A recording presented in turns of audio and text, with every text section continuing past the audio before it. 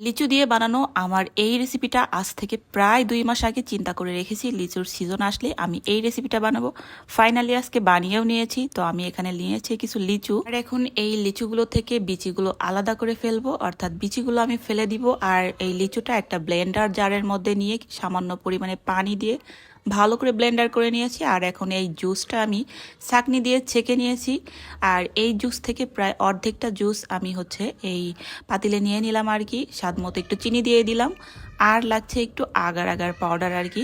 তো এটা দিয়ে ভালো করে মিক্সড করে নিলাম। সামান্য পরিমাণে আমি এখানে একটু জর্দার রং ব্যবহার করেছিলাম, এটা পুরোই অপশনাল, আমার কাছে মনে হলো একটু কালারফুল করি এই জন্য।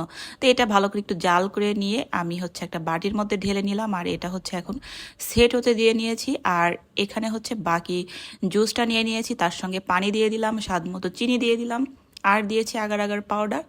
আর এই তো এটা ভালো করে জাল করে আমি বাটিতে ঢেলে নিলাম। আগের বাটিটা কিন্তু বের করে নিয়ে এসেছি, এটা আর কি এখন পুরোপুরি সেট হয়ে গেছে।